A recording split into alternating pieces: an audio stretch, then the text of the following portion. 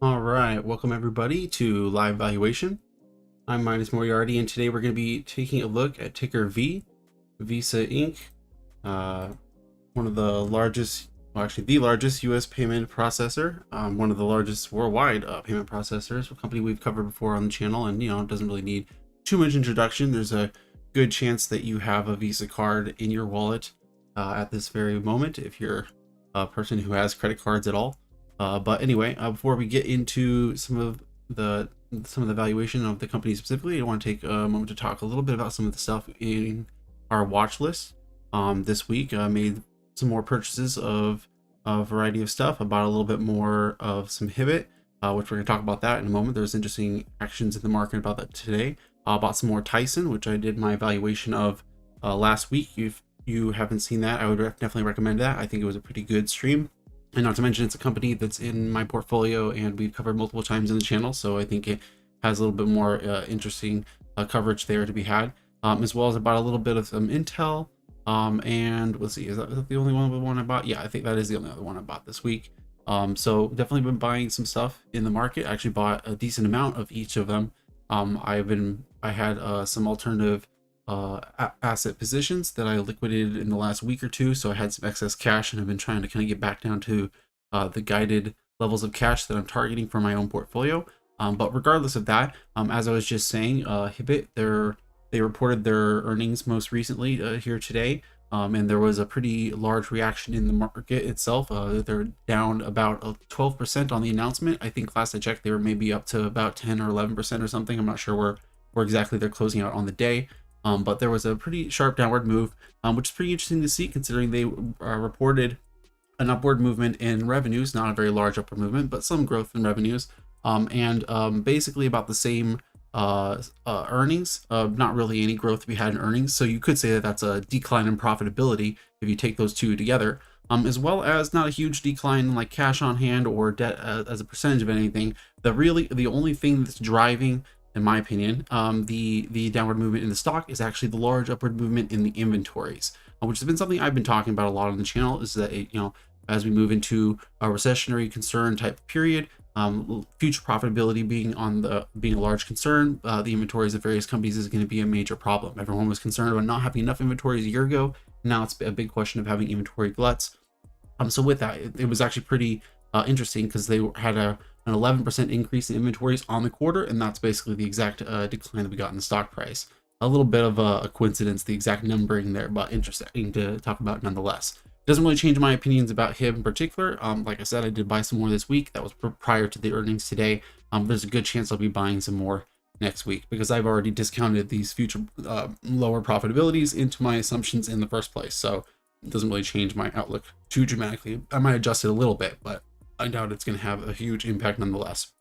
Beyond that, I did want to talk a little bit more about ZIM integrated shipping, one that we haven't talked about too much in a little while, but we've talked about it a couple times on the channel after I did my valuation of them. It actually ended up being the most watched out of all the valuations I've ever done on this channel, partially because the stock was just getting so much attention in the retail online space, and also it was a pretty popular stock internationally. So I think it brought in a larger amount of viewers from other nations as well, just beyond like the focus of YouTube on maybe my particular English speaking space. But regardless of that, I did want to talk about it a little bit more because I was looking at the fact that it has continued to rise up to the top of our watch list, and I keep avoiding it because of problems that I know that it has within it, regardless of the fact that it trades at a PE of basically 0.5. That's because that profitability is questionable on the future prospects nonetheless, although it's not necessarily a current 0.5, it's 0.5 since I did my valuation. But the point is I did want to take a look at that. As you can see here, the stock is down pretty dramatically from the point where I did the valuation, which was basically right about here before they did a dividend payout. You can see that at that point it was close to $50, so now it's down like 50 to 60% since that point. And that's partially off the fact that it's paying out such large dividends, and so you can see that whenever at each quarter there's a large dip when it pays out the huge cash dividend. And so it's something I just want to point out to people is that their plans for their dividend payout is tied to their future profitability, and so it's something that people have to take into account when they see a stock that supposedly pays a 100% dividend yield on the trailing yield, which is what you see when you look at ZIM integrated shipping. It's a bit of an illusion if you're not aware of how they're paying out their dividends.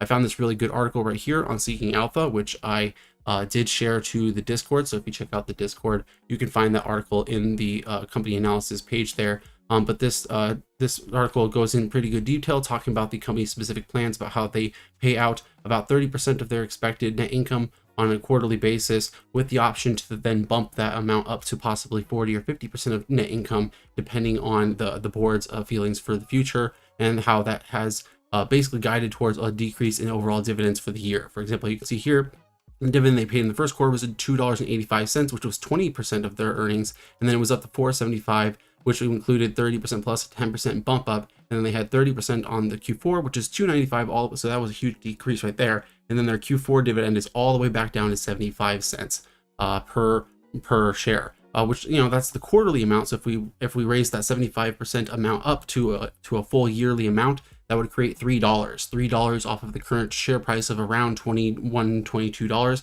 would get you like what is that, about 14% or something like that. So it's something to keep in mind, that it's like that's the forward dividend off of the most recent current yield. And that doesn't say anything about the future quarter's profitability, because this 75 cents might very well turn into 35 cents, which might very well turn into 17 cents, which could turn into 5 cents. It may very well turn back up into 75 cents in the long run, but you have to understand how in the short term these effects are going to have. And then taking that into account, if we're thinking about what is the profitability in the future, you have to take that into account with the actual freight rates and how the freight rates have been declining. In my valuation of ZIM, I did do my best to try to create a little bit of a projection based off of freight rates where I thought the revenues could go in the future, but I admitted a lot in that valuation how much of a crapshoot it really was going to be. But anyway, like I said, I saw this article on Seeking Alpha. I thought it was really, really good. I wanted to point it out because, as I was saying, this company keeps floating to the top, but I keep avoiding it in my own purchases because I know it has problems like that. So as I was saying, you can find that article. I posted it in the Discord for the server. But with that, getting into the point of that, I would want to say before we get into the valuation here today, please give us a liking the video will help us bring more viewers to the channel. If you are already watching this video and you haven't subscribed, please subscribe to the channel.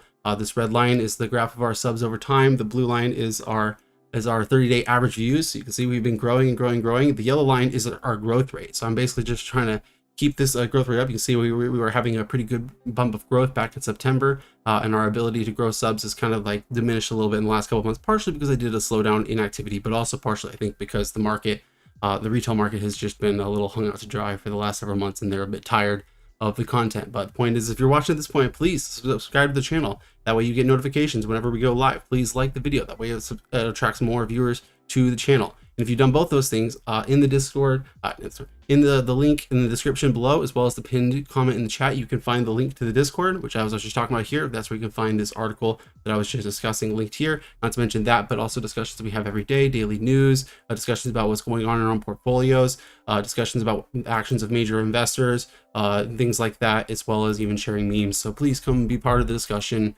below. And with that, we will also, actually, one more thing before we get into the actual valuation, I also wanted to talk about some economic news that came out today.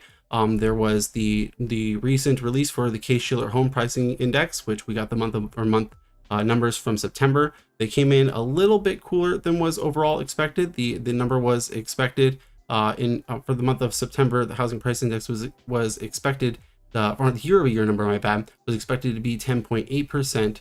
And we actually got 10.4%. So it's a little bit softer than expected, which, you know, means one of two things. It means perhaps slow down in the interest rate increases, because that's a sign that the inflation is starting to cool, but that's also a sign of potential future recessionary concerns. So that has a little bit of a double-sided effect on that. You can see that like these month-over-month changes are definitely starting to be much more consistently negative over time relative to the huge spurts that we had up earlier in the year.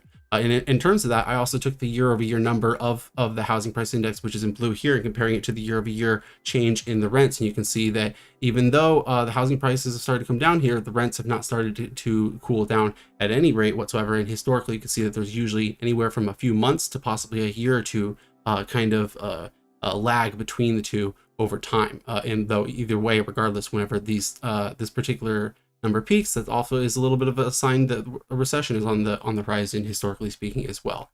So I just wanted to kind of talk about the economic data that had come out here today. So with that, we'll get into Visa specifically, the actual valuation here today. Done enough yammering on about Watchlist stuff and economic stuff, and ZIM integrated shipping of all other things. So Visa was founded in 1958. As I said, the largest U.S.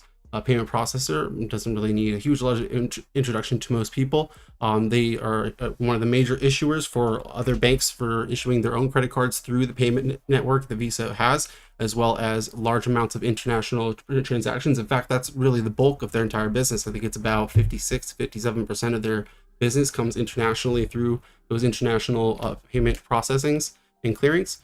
We do have, like I said, all their major websites listed here. Current CEO is Alfred Kelly, who joined in 2016 as the head executive, but he actually had a previous stint as part of the board back in the 90s, and he actually has a decent amount of tie-in with the industry with them back in the 80s. So he's kind of been around the industry, at least tangentially, for quite some time.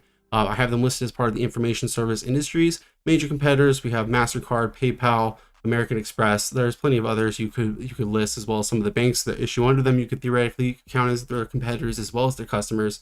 Customers, I didn't actually list anything here specifically, but technically all the banks would be major customers to think about for them. But that's more of an indirect form, because obviously the actual customers are the people whose payments that they're processing in the first place. They're expected to report next on the 27th, with the call coming perhaps the next day. Filing might be on that same day, but it's hard to say for certain. Their guidance that they gave for the next quarter, Q1 net revenue is expected to be up single digits.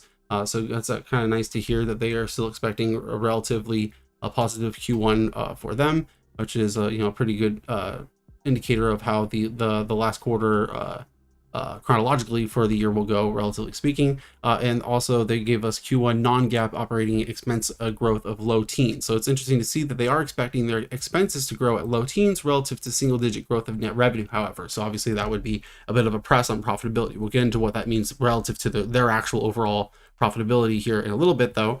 Revenue, according to the analysts on Yahoo, 31.9 billion is the expectation according to 30 analysts for next year. 35.79 billion according to 27 analysts next year. $8.28 in adjusted EPS according to 31 analysts next year. And then $9.64 according to 28 analysts for the year after that. A trailing dividend is $1.58, which they have actually upped most recently to 45 cents per quarterly share, which ends up being $1.80 on the year, which is less than 1% on the current share price. But they do also have $12 billion of recently authorized buyback authorization. So altogether, that ends up being, what is that, about 3.6% on total yield that you can expect, assuming that they're going to do the whole buyback within 1 year, which considering their historical basis, that's a pretty reasonable assumption. I'll show that in the presentation release here in a second. Held by insiders is a pretty minuscule amount of shares held by the insider account, only 13 basis points or so, but there has been a little bit of some buying in the last 6 months, about a 6% increase or so in insider buying. It is mostly held by institutions, which would you expect with such a large major cap company in the US, 98 to 99%. Short outstanding 1 to 2%, and the short flow is a little bit heavier than that, which is pretty interesting to see relative to the overall short level. Short ratio is 4.87 days, so not a huge amount of pressure on the shorts per se, but pretty interesting to see relative to the tiny amount that exists there, just all considered. 3-month average volume has been 6.94 million shares per day. Relative to the last 10 days has been a little bit hotter than that, 7.24. So overall, it's been a little bit of a high volume period in the last 2 weeks relative to the last few months. So getting into the presentation, as I was talking about, we're going to talk about just a few details from this, not a whole lot of specific stuff into it. Just talking about, for example, the difference that they had in the growth of their net revenues, the 17% here. You'll see that their client incentive as a percentage of gross revenues, which forms the basis of a large part of their operating expenses. Total operating expenses ended up being 20.3%. On non-GAAP basis, 18.4%. Their non-GAAP basis generally revises things back down in line with the overall revenues. You can see that, for example, net revenues, non-GAAP operating expenses, and the non-GAAP earnings per share are all basically the same number, 18 to 19%. They basically just kind of grow in line with the total growth of actual revenues, effectively speaking, on a non-GAAP basis. If you're looking at the GAAP numbers, there's a little bit more ebb and flow of it, but that's how they adjust overall those bases. No, I obviously don't necessarily use that specific form of non-GAAP measures myself. But getting into, for example, the growth of their overall business, their payments volume for the fourth quarter was up 10%. Cross-border volume in total was up 36%, which, like I said, that makes up the bulk of their business is really just cross-border transactional volumes. And then they actually included this cross-border volume excluding intra-Europe, because obviously there's a lot of conflict going on in Europe right now, which is limiting the overall amounts of intra-border transactions that can go on, but that they can benefit from. So they're basically saying, well, if we ignore the part of the world the huge crises are going on, we're actually growing really strong. And it's like, well, okay, that's nice, but what really matters is how much your actual volumes are growing, no matter what is going on in the world, because there's going to be something going on in the world pretty much no matter what at all times somewhere. Or at least that's the way I look at it. So cross-border volume total is important, and then the actual payment volume is important. Process transactions, which is essentially a function of the payment volumes that they're doing, as you can see, it was up 12%, which is basically a lag on a slowdown in overall transactions process relative to the volumes in previous quarters or even from previous years. You can see operational monthly metrics on a monthly growth basis. You can see the overall US payment volume growth going back to when the stimulus payments were coming in the previous year in 2021, and how it's kind of come down ever since then, settling into this kind of midpoint between kind of 10, 11, 12% on the total line right here. And also coming down, you can see that that's roughly similar for the process transactions as we were talking about. So you can see, for example, process transactions peaking during the stimulus point at about 55% versus the actual volume growth peaked at about 60%. So that's kind of what I was talking about, that there was a little bit of a what's it called, a lag, a bit of a backlog of overall transactions that need to be processed relative to the total volume. So seeing the increase, the 12% relative to the 10% in this quarter makes sense. In fact, I would expect to see that perhaps for a couple more quarters going forward, though it's always possible that those things could start to whipsaw back relatively quickly. Coming down here, last but not least, to kind of show that their overall free cash flows relative to the cash flows that they paid out, as they show it right here. Net cash provided by operating activities about 18.8 billion for the total year, less capital expenditures, they get to 17.8 billion. When I do free cash flows, I like to also account for acquisitions, which they had like a almost $2 billion acquisition to account for in here. So if you account for that, then it actually drops maybe down to more like 15 billion. Depending on how, if it includes a couple other metrics or not. I'm not 100% sure on that. But then we get share repurchases and dividends here, which equal, what is that, about 14 to 15 billion or so. So that looks like it comes in line with that, which we'll look at that in the numbers here in just a second. So with that, we can actually take a look at the segmentation of the business and the my industrial data sets relative to that. We are counting them as part of the information services industry, but I also did pull up the non-bank and insurance financial services here on the secondary panel, but primarily information services is how we're going to be thinking about them. The adjusted unlevered beta for information services in the most recent year period is 1.06, so that's the number I'm using for their adjusted unlevered beta. And then the net margins for their industry over a longer term 8-year average has been like 16%. You can see it's kind of increased a little bit over the last few years on kind of a rolling average basis. But either way, 16%, very strong margins. And then the sales capital ratio relative to that is actually pretty strong as well. Typically speaking, if you have pretty high margins above 10 to 15%, you tend to have a little bit of a lower sales capital ratio, maybe less than 1.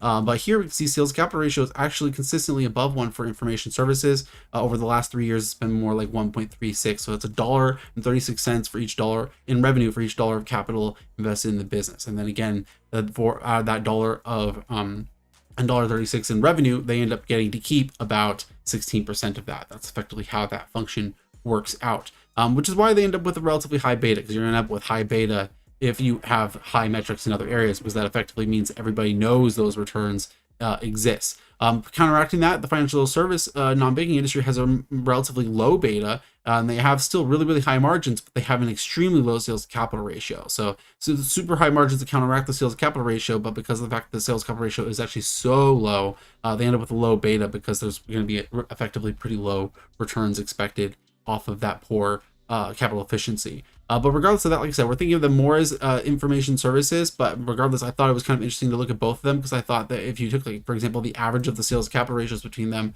that gets you, what is it, 0.74. And then the average net margins for between the two groups gets you like 22%.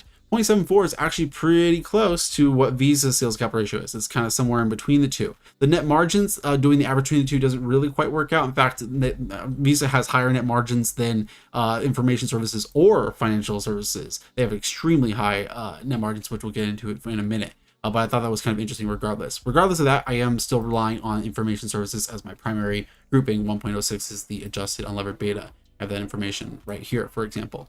So coming down here, adjusting their equity risk premium for the disbursement of the revenues geographically. As I was kind of saying before, 56% of the revenues come from a global diversification, international transactions processing, as well as they have about 71% of their assets in the US, so about 28 to 29% globally. So a little bit more of their assets in the US relative to the revenues, but overall that brings their equity risk premium up. We end up with an equity risk premium of 5.63%. And then their 1.06 unlevered beta gets adjusted by their debt to equity ratio of about 5%. They have a pretty good debt terms of about 13 years and relatively about 3%. So really, really good debt terms about a very small amount of debt. It's like if you're gonna get that type of good debt terms, in my opinion, you really ought to lever up, in my opinion. Just my personal thought. So you're getting debt terms over a decade and below the inflation rate. It's like, man, you really ought to be taking advantage of that. But whatever. It seems like a lot of companies that get the best debt terms also aren't taking out that much debt, but that's probably part of the reason that they get such good debt terms in the first place.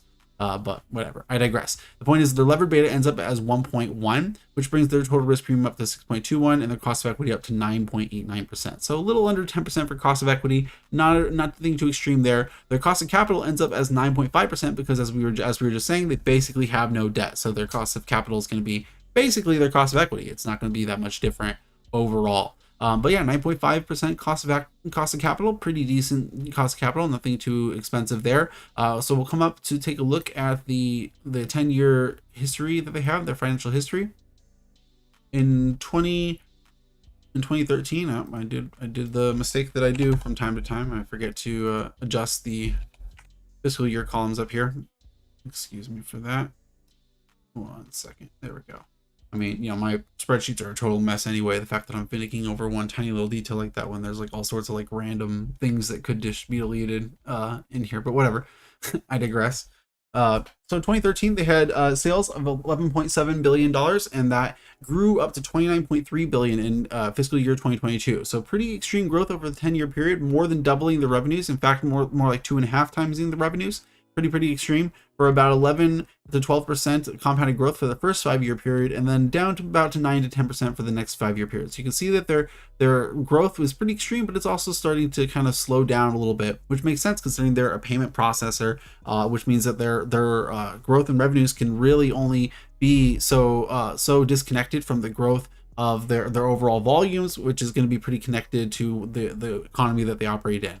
Any excess growth beyond that is basically just going to come from share growth or some other details beyond that. So yeah, the point is, of course, we would expect them to slow down as they get up to scale. Eventually, you would start to expect them to grow at basically the same rate as the economy. That's just what we would expect. But regardless of that, the gross margins isn't super meaningful for this particular industry because a lot of financial services have like extreme gross margins because of the type of expenses that can be relegated to cost of services is relatively minor for that type of stuff. So really it's going to be more like SG&A that's going to be the prime driver of expenses for them.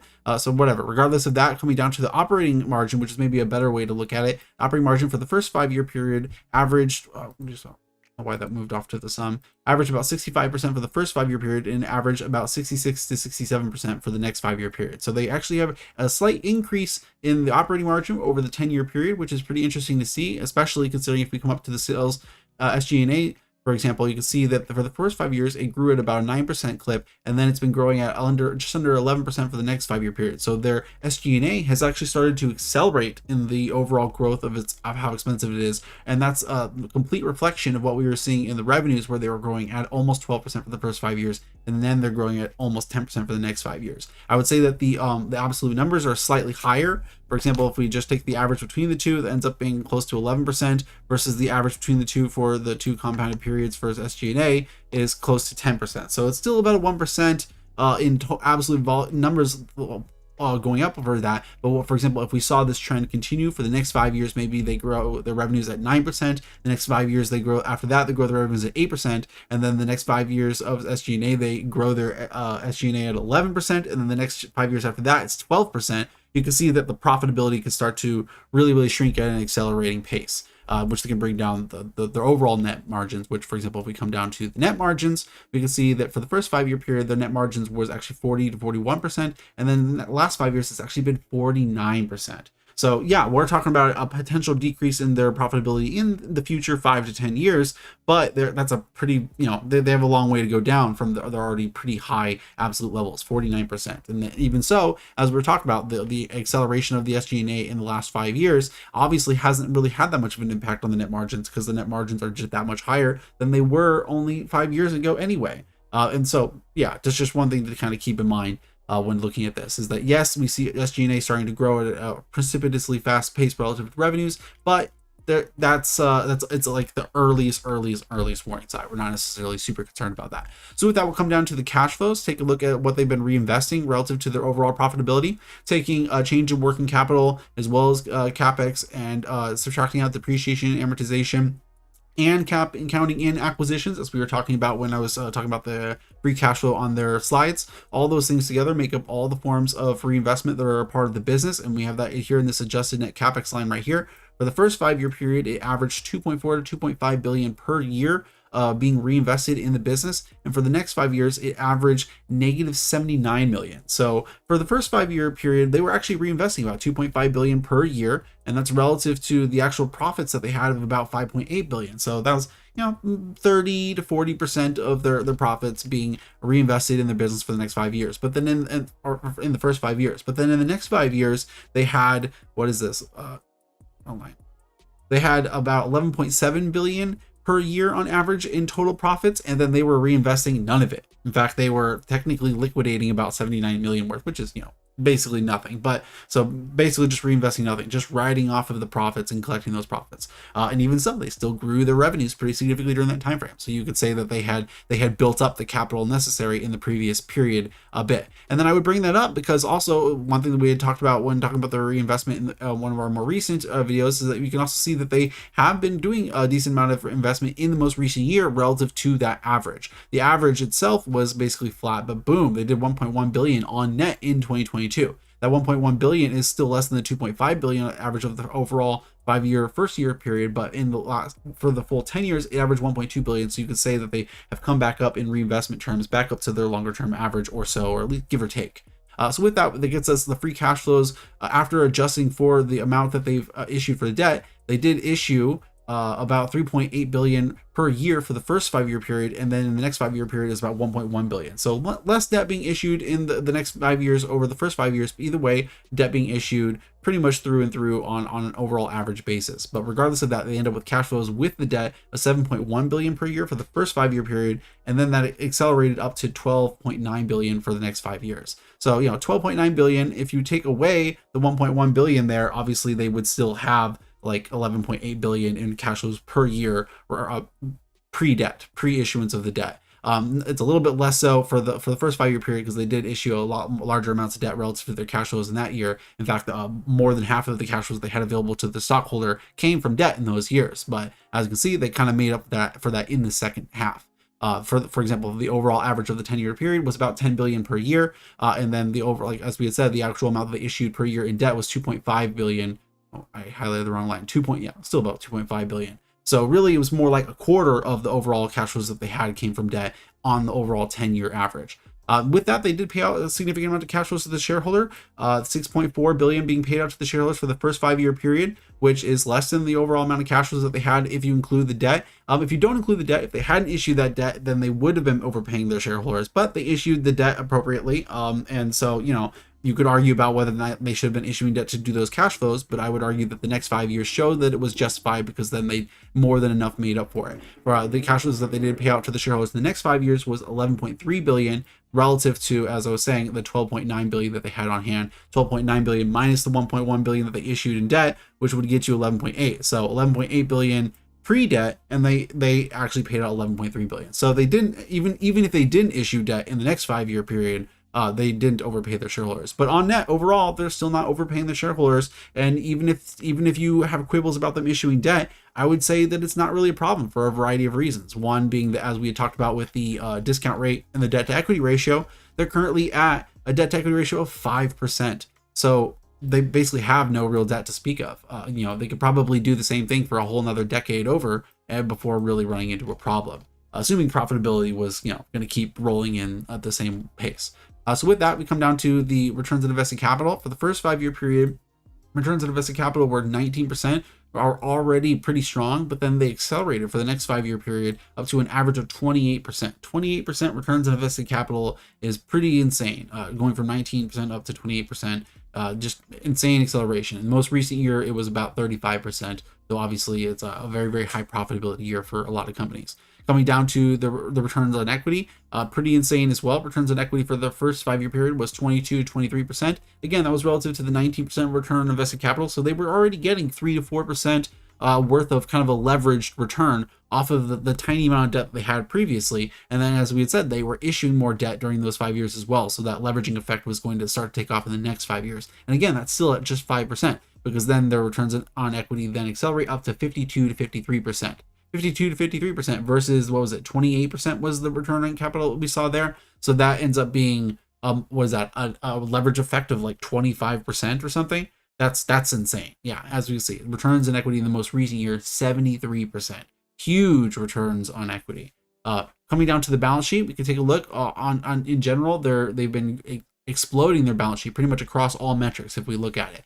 Cash on hand going from 2.1 billion up to 15.6 billion in the most recent year period. For the first 5 years, it averaged close to 5 billion per year, and the next 5 years it averaged close to 13 billion. And then, like I said, it ended at 15.6 billion. And then throughout, they had securities, a decent amount of securities on hand, typically about 2 to 3 billion or so, pretty consistently through the period. Regardless of that, receivables, that also has grown pretty precipitously, but you could argue that at some point or another they have to collect on those receivables, but I would say that it's not necessarily too dramatic because it's still a relatively small amount of their assets, going from 1.7 billion at the start, averaging about 1.9 billion for the first 5-year period. It averaged about 3.6 billion for the next 5 years, and then it ended at 4.1 billion currently. Overall, of their total current assets, they had current assets for the first 5 years of about 12.1 billion, averaging the next 5 years about 25 billion, and then now up to about 30 billion or so in current assets. The lion's share of not really the lion's share, but I guess the kind of the plurality, the larger singular amount of their assets in the most recent year comes from their intangible assets, and in particular intangible assets plus goodwill. If we consider both of them together, all together that makes up like 40 billion worth of their assets, which for some companies that starts to be a warning sign. You're like, well, how useful is this? I would argue that they've done a really good job of when acquiring companies. It's part of things that are going to actually be very, very useful for building up their overall network, and as well as the intangible assets for their actual rights and software services that they have seems to be pretty effective. And again, as we can see, look at the returns on capital, returns on equity. That's against those assets. Those assets are included in the balance sheet when we're talking about the returns on the capital and returns on equity. So you could argue that this is a huge amount of their assets coming from intangibles, things that can't be liquidated, but I would say that the returns show that they're getting their value for those, for that book value regardless. Overall assets that went from 36 billion or so at the start to up to 86 billion. That's pretty insane. And also that's basically in line with the growth of the revenues. It's about 2.5x or so.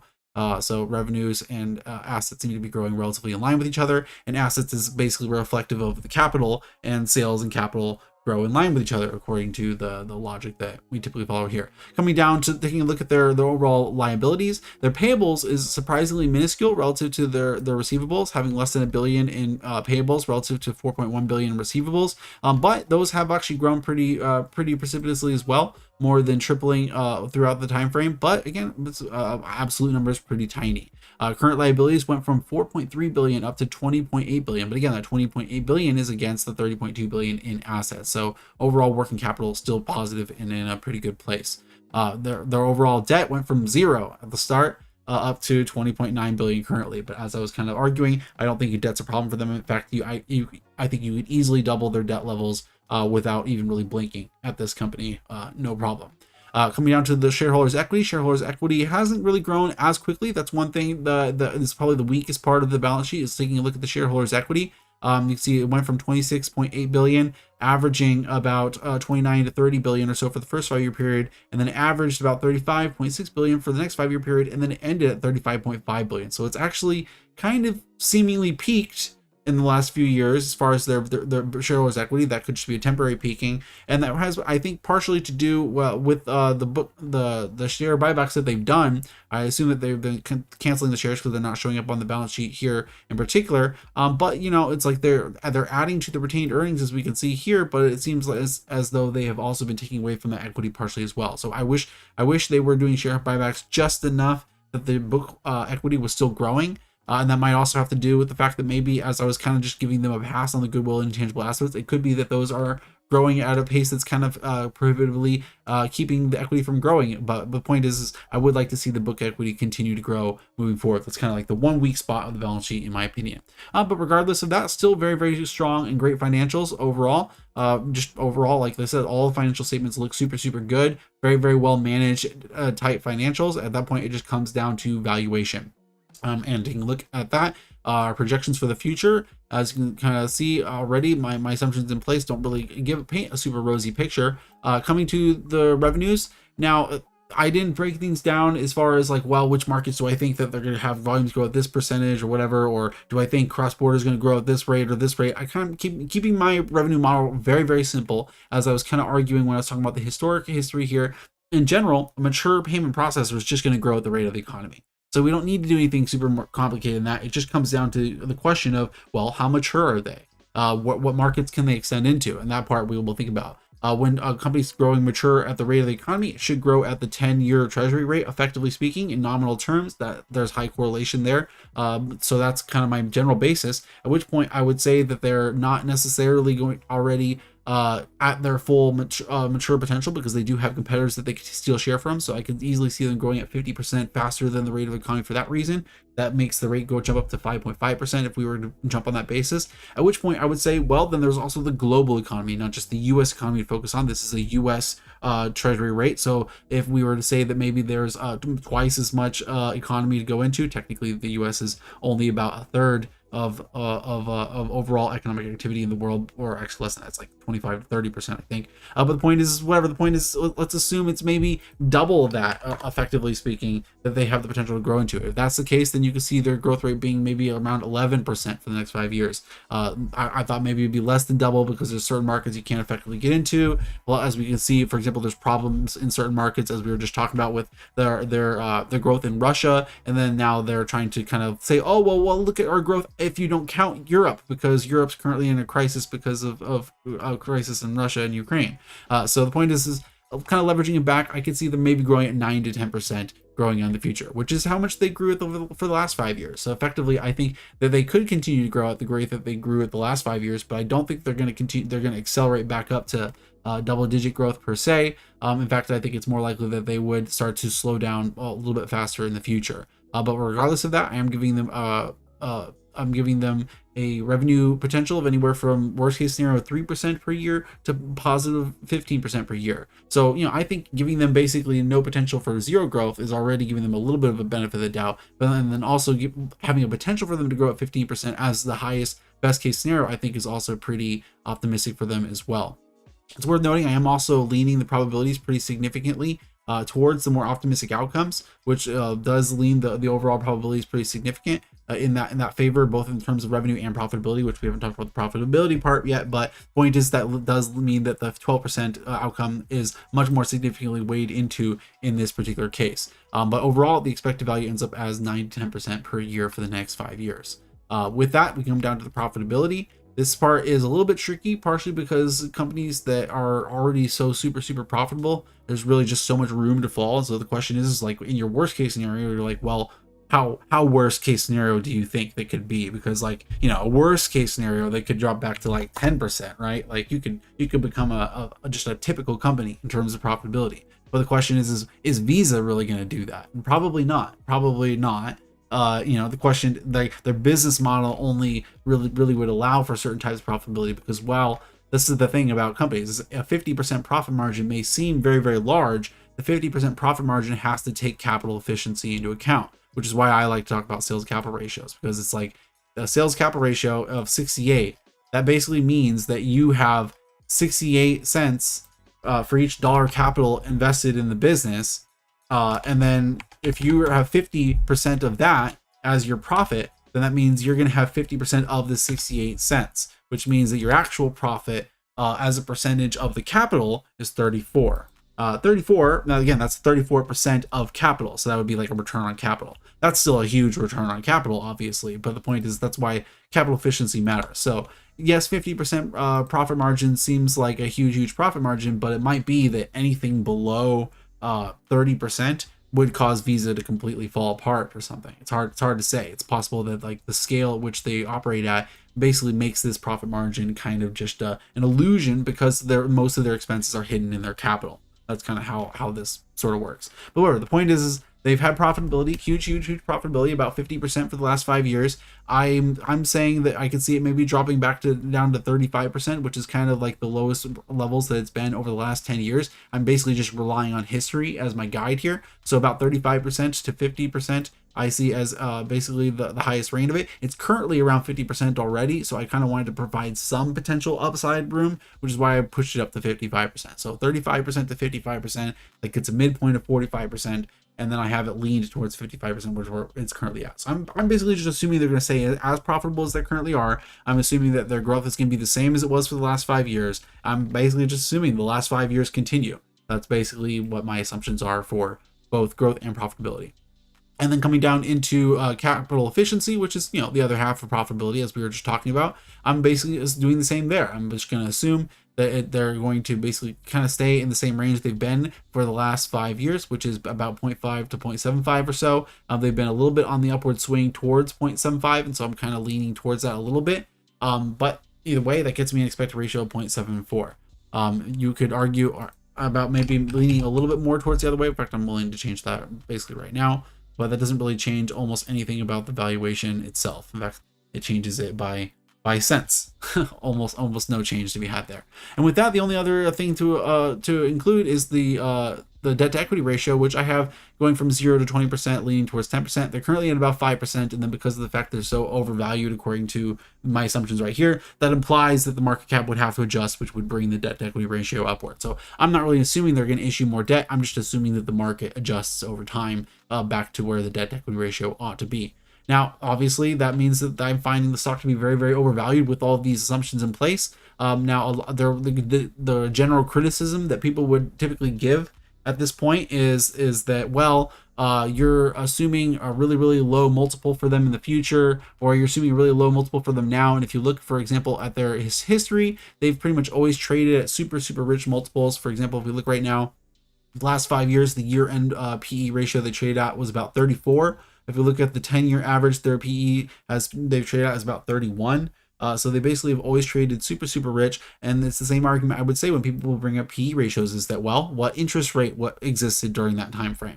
For example, the average interest rate for the last 10 years has been 2.06%, and their average PE ratio has been about 34%. Or actually, is that the 5-year average? I think, yeah, that's the 5-year average. The 5-year average interest rate has been about 2% versus a 34 PE ratio. That's an implied earnings yield of about 3%, which gets you a risk premium of less than 1%.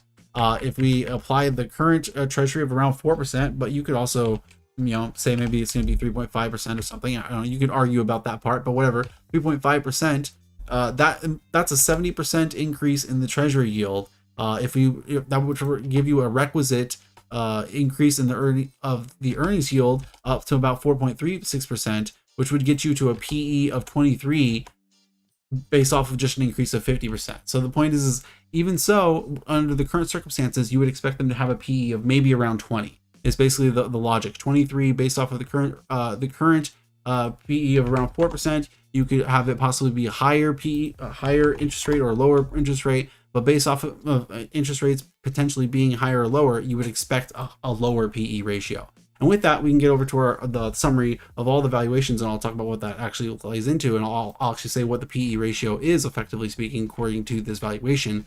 But the point is, I'm saying that given just interest rates, you would expect them to trade at maybe a 20 PE now relative to the 34 PE that they traded for the last 5 years. So with that, the final summary for the valuation, I'll ask one more time before giving the summary. If you're watching at this point and you haven't already, please like the stream.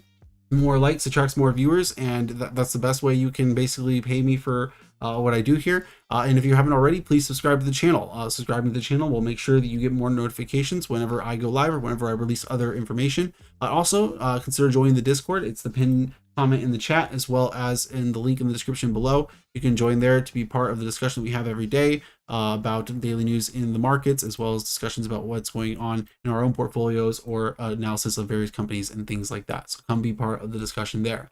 So ticker V, Visa Inc. As we just said, very well-known company, doesn't necessarily require too much fanfare. U.S. Treasury currently selling for 3.7% or so. Mature market equity risk premium, as I calculate, 5.1%, and I come up to a discount rate for Visa of about 10% after adjusting for company-specific idiosyncratic risks. Their dividend, cash dividend, is currently less than 1%, as you can see currently here. 5 years ago, they had sales of $18.3 billion. In the most recent year, they had sales of $29.3 billion, which equates to sales growth of just under 10% per year for the last 5 years. Sales to capital ratio for the last 3 years on average is 0.68, which is effectively saying that they have 68 cents in revenue for each dollar of capital invested in the business, and this is against their industrial grouping of information services, which had $1.36 in revenue for each dollar of capital invested in the business. So a very weak sales to capital ratio relative to their industry. Returns on invested capital of 28% for the last 5 years on average. Very strong returns on invested capital, as we discussed, and that's against a very small amount of debt, 5% debt to equity ratio, and a basically non-existent default risk as a result of that. Profit margins, they currently have about 50% profit margins on average for the last few years, which again is huge relative to their industrial grouping of 16%, which already would have been pretty strong margins to have with that type of capital efficiency. Their industry, information services, has typically pretty strong capital efficiency and typically pretty strong profit margins. They are pretty weak in their capital efficiency, but end up making up for it by being extremely profitable, more than triple the expected profitability of others in that similar type of industry. And that gives them profit in the most recent year of $14.6 billion, currently trading against $209.06 per share. Now, the probability distribution that we're using for our valuation is pretty heavily tilted towards the fourth, more optimistic model, twice as much weight relative to the more pessimistic second model. So that's one thing to keep in mind when looking at the assumptions here. In the worst case scenario, we have 33 to 34% billion dollars of revenue in the 5-year forward period against 58.9 billion in the best case scenario. On an expected basis, that equates to 46 to 47 billion or so, which would be 9 to 10% sales growth per year for the next 5 years. Sales to capital ratio, we have an expected basis 0.76, which again equates to about 76 cents in revenue for each dollar of capital invested in the business, which is a pretty decent increase in sales capital ratio. That's one of the more I would say optimistic and more benefit of the doubt kind of details I've given them in this. So one of the things I'm kind of giving them a little bit more of a benefit relative to punishing them that I could have. Returns to invested capital, that would cause them to climb pretty precipitously up to about 35 to 36% on an expected basis. Debt to equity ratio, we're assuming that it will climb up to about 9%. As I was kind of explaining before, though, that's not necessarily that I think that they'll issue debt. In fact, I don't think they'll issue debt. That'll basically just come from their market cap adjusting back down to fair value, effectively speaking. But regardless of that, they will have a pretty negligible, non-existent amount of default risk on that debt. And then we have a distribution of profit margins anywhere from 35% to 55%, which, as I had argued, in one sense, you can argue that that's a pretty extreme range to give them, to make the worst case scenario only 35%. But as we also discussed, the nature of their business model kind of makes this high profit margin almost a given in certain circumstances, because the way in which they actually invest in their business is just through the reinvestment more so than the actual operating expenses, effectively speaking.